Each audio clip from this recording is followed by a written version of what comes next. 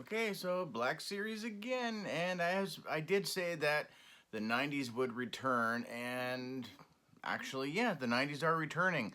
So we're gonna hit one of the high 90s Black Series again, Wave 23, just because they are so new and fresh.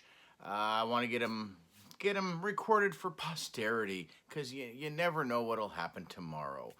And in all honesty, I think out of this wave, because I don't have wedge, so I've got 4 out of the 5. In my opinion, this one I think. Well, you know what? Let's just get to the review.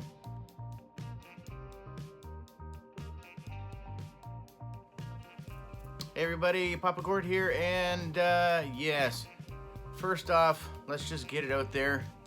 The beard is gone. So I'm trying to. Yeah, you know what? It was a bit of a goof up, and I nicked a little too much. And yeah, and plus I just have no patience to let it just so grow out and be all over the place. I don't have beard taming skills. I think I can pull off the goatee pretty well.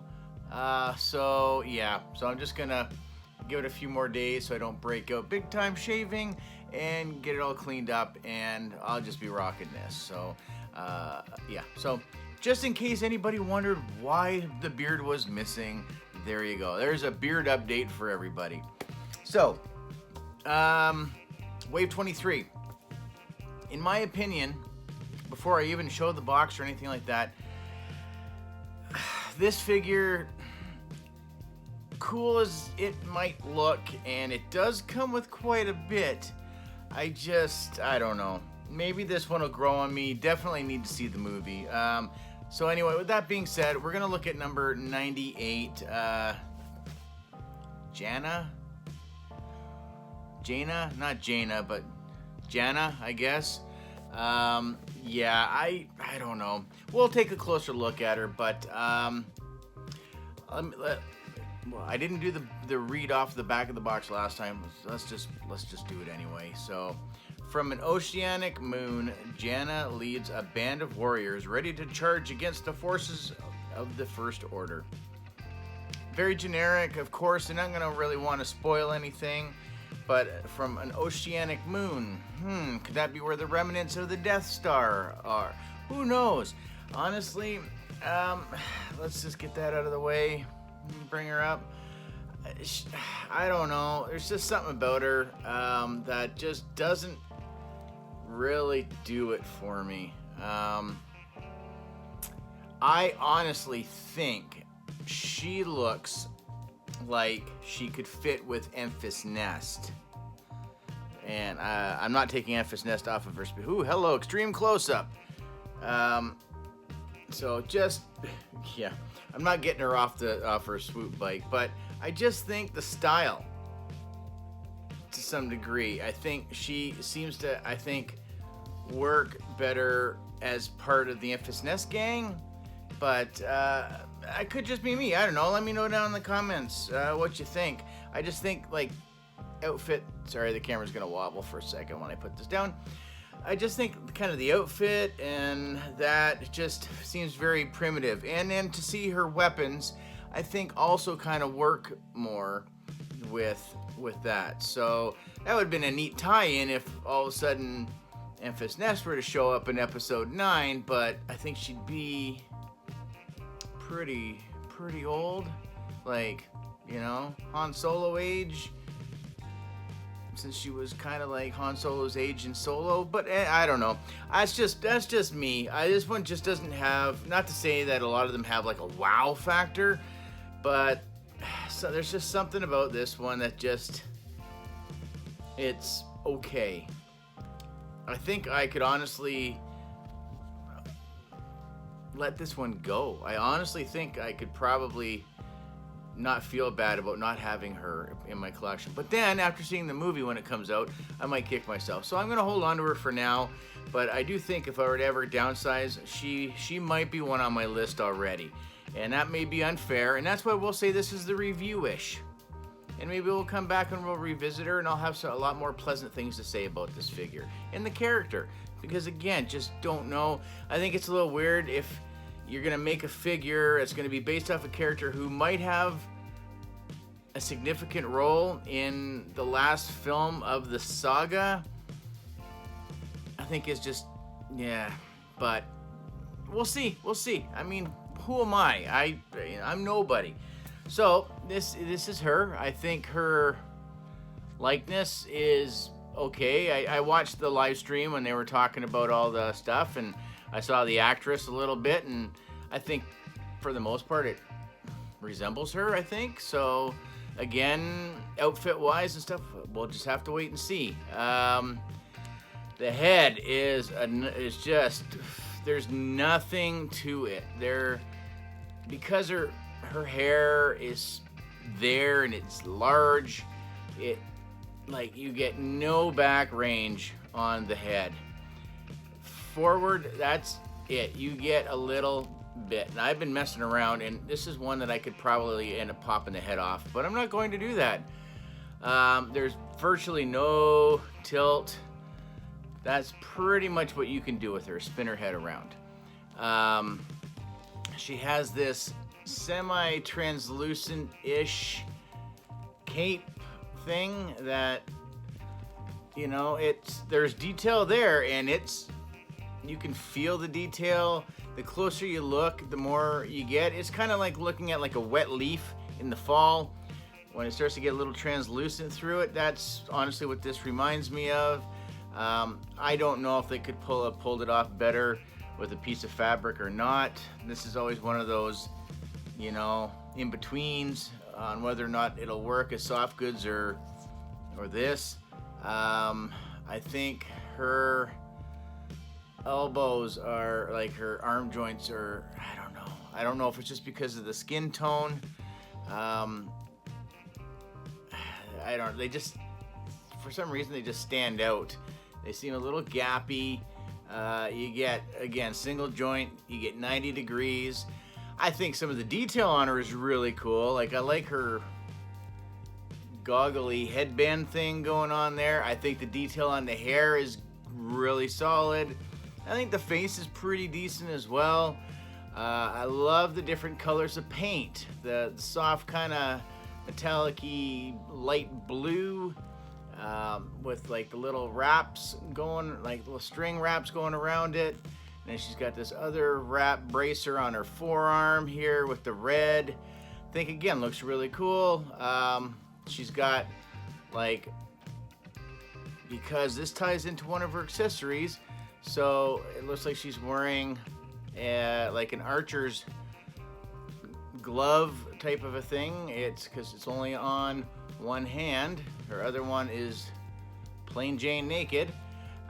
She has a nice little holster, which doesn't affect the legs, which is very nice. It's attached to the belt, that's it. It doesn't need to be strapped down or any of that. I think the belt is kind of interesting, whatever this is here, but there, again, a lot of detail. You got a nice belt buckle. You know, legs, you know, you get not too bad for her, I guess. Again, really great for bending anyway. She's rocking her red sandals, I guess. And again, pretty nice detail there. Is a little weird because if you do bend the feet, then the part of the sandal goes with it. So that's a little strange. But and then there's not a whole lot. You would think there's nothing to get in the way, but again, maybe it's just my figure, but you don't get a whole lot of forward. You get good back and the rockers there, but yeah, I don't know. And then I do like the detail in her top. Again, like this blue matches, it's almost like not iridescent, but just such a nice shine to it. And she gets pretty good crunch. That I will give her. She gets pretty decent crunch, a little bit of side to side. So, but other than that, just, yeah, I don't know. She kind of says Star Wars, but kind of doesn't say Star Wars. I don't know. And then she's got these two at the back of her. I'll do it this way so you can see. Like, I have no idea. Like, I don't wear women's shoes. I don't know if this is like a space in a long time ago type of footwear going on here. I no idea. But those stick out, and they are pretty solid. And I just don't understand the point of them. But yeah, so that's the figure. Now, like I said, she comes with quite a bit. I love her little, it's almost like a flintlock pistol, but it almost looks like it might be, like the handle might be made out of bone or something. Like, it's pretty neat looking. So you got silver and then, like, I guess a gray. The paint's pretty nice on there. There is some detail, like, again, the closer you can get up and look, you can see a little bit more like pitting on the barrel, and you know, it's a pretty firm piece. Fits in her little holster like so, and fits in quite nice. Like, it's a nice soft rubber, the holster, so it's there.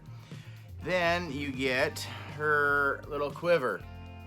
I still have yet to figure out a good way to put this on her, how this is supposed to lay. I have no idea, but you can pop the strap off, I guess, to kind of rearrange, to either have it going off of her back, through her front. I don't know. I still haven't quite worked on that yet. But again, nice bit of detail on there. You got some strapping. You got a little, I don't know if it's supposed to be like a lock, or I don't know, maybe a stone or something like that on there. But again, nice detail. You get a set of arrows, was to make it look like a bunch, to rest in her quiver, which again, that's very cool. Thank you very much for giving us extras, because you didn't have to do that. So again, like, I just, yeah, no idea. And then you get her main weapon, which is this really, I dig the weapon. This is kind of neat. Like, you're going back primitive times when you're going up against, you know, guys rocking like laser guns like that, or people going around with laser swords, and you're rocking a bow and arrow. Like, that is just mad. So you do get this other arrow that you do need to kind of force feed through the hole, like so, and it's got a bit of a bump on the back end, so once you get it through, it won't fall back out. You really got to tug on it to get it to come out. So, like, there you go. So that's not going anywhere. The strap, it's there. It doesn't come off. I gotta think of how I had this in her hand. Right there. So, and she's a righty, and then the left hand, if I can get the thumb, there we go.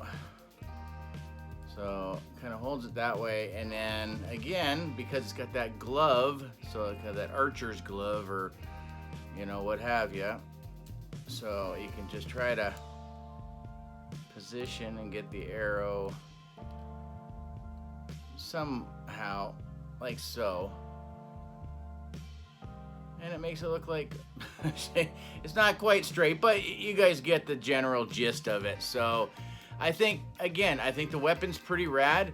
Quite a bit of detail on there. You got your browns, you got your silvers, you got whatever these little doodads are on the tips here. It looks primitive. It looks like she's had to make it. Now, it does have a hole right there and one there. Now, I don't know if you wanted to make it look even more realistic, run a piece of thread, or you know, from your sewing kit, to make it a bowstring. I guess you could have it there. So I don't know why there is nothing there. I went through all my packaging just to make sure that I didn't miss anything. I didn't miss anything. So, yeah. So that's a plethora of things. You get her gun, you get the arrows, another arrow, so you get 3. This is 4, 5. So you get 5 accessories with her. And I think that's awesome. I think, again, the detail, just the single glove to go with the 1 arrow. Again, to give it that look of her pulling, drawing the arrow back to shoot. Very awesome. Yeah, I just, again, with not much to go on, no real idea of who this character is. Is this maybe one of the ones that we see riding on the space horses? Maybe. I don't know. Everybody gives those poor horses. We had tauntauns. That's almost kind of the same thing. So who knows? Maybe she'll be really awesome. I have no idea. Maybe we'll have to maybe come back and take a second look at her once the movie comes out. And maybe that'll change my opinion. But this, to me, just, I don't know. There's just something about it that just doesn't really pull me in. Again, trying to be a completionist is virtually the reason why I've added her into the collection. So that's gonna do it for Jannah. Hopefully I'm saying it sort of right. Number 98 in the run, wave 23, and yeah, not a bad figure. Dig the accessories. Some of the mobility is pretty decent. The head is very disappointing. Just something about the arms just kind of throws me off a little bit. But again, I'm gonna try to keep an open mind until the movie comes out, until I see it, to make an ultimate decision on whether or not, if I do decide to do the great purge of my collection and get rid of a few that I don't really need, then we'll see. But that's gonna do it for her. That's gonna do it for me. That's 2 out of the 4 that I have so far. Probably, I'm gonna save the Jet Trooper until the carbonized version comes along, because I just want to do a side-by-side. So that means we've only got Cara Dune to look at, but I want to do the Mandalorian first, because he's the titular character. So it'll be Mandalorian and it'll be her. Now, whether or not it'll be the next 2 reviews, has to be seen. We'll see. But anyways, guys, throw a like, throw a comment down.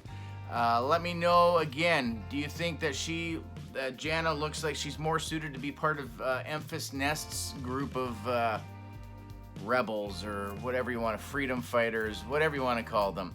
Let me know down in the comments. Other than that, like usual, we'll see you guys again. Have a good one, eh?